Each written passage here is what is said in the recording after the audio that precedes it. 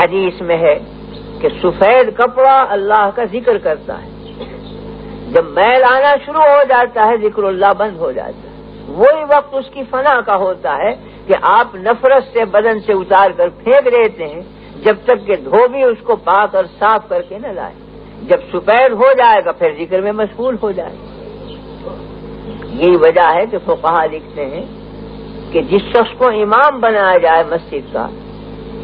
وہ میلے کپڑوں سے نماز نہ پڑھائے، یعنی ایسے میلے کپڑے جن میں سے بدبو اٹھنے لگے، یوں تو کپڑا اگلے ہی دن میلا ہو جاتا ہے۔ علماء عربیت لکھتے ہیں کہ لذت الثیاب یوم، کپڑے کی لذت ایک دن کی ہوتی ہے، اب اگلے دن سے میل آنا شروع ہو جاتا ہے، تو تھوڑا بہت میل تو فوراً شروع ہو جاتا ہے، لیکن ایسا میلا پن کہ پسینہ جذب ہوتے ہوتے وہ زرد رنگ بن جائے، اس میں سے بدبو آنے لگے، اس کا رنگ بھی متغیر ہو جائے، شکل بھی بدل جائے، اس وقت مکروہ ہے نماز پڑھانا امام کو ان کپڑوں کے ساتھ۔ ظاہری وجہ تو اس کی یہی ہے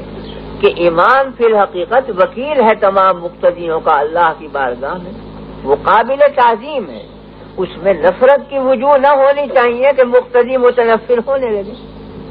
اگر کپڑے اس سے غیر معمولی طور پر میلے ہوئے تو مقتدیوں کو خلجان پیدا ہوگا کہ کس بے ڈھنگے آدمی کے پیچھے لا کے کھڑا کر دیا، تو جو اپنے خیال میں اس کے بے ڈھنگے پن کے خیال میں مشغول ہوں گے، اللہ سے رابطہ کیا قائم ہوگا ان کو؟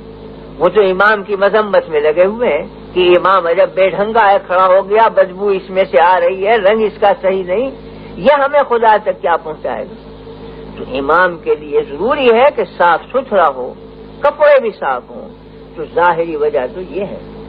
لیکن باطنی وجہ پہ غور کیا جائے تو وہ یہ ہے کہ سفید کپڑا ذکر اللہ میں مشغول ہوتا ہے، امام کے کپڑوں کا ذکر خود امام کی طبیعت کو ذکر اللہ کی طرف متوجہ کرتا ہے۔ جب اس کے ارد گرد ذکر کی آوازیں آ رہی ہیں، اگرچہ وہ کانوں سے نہ سنی جائیں،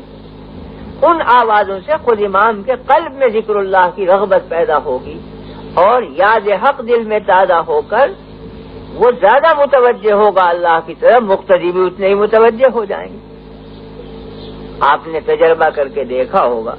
کہ جب آدمی غسل کر کے صاف کپڑے پہنتا ہے تو بے اختیار بھی الحمدللہ نکلتا ہے، طبیعت میں شگفتگی ہوتی ہے، اور جب میلے کپڑے ہو جاتے ہیں تو انقباض اور تکدر طبیعت میں پیدا ہوتا ہے، نام لینا چاہتا بھی اللہ کا تو نہیں نکلتا، طبیعت میں انقباض۔ یہ حقیقت میں کپڑے کے ذکر کا اثر ہوتا ہے جو انسانی قلب پر پڑتا ہے۔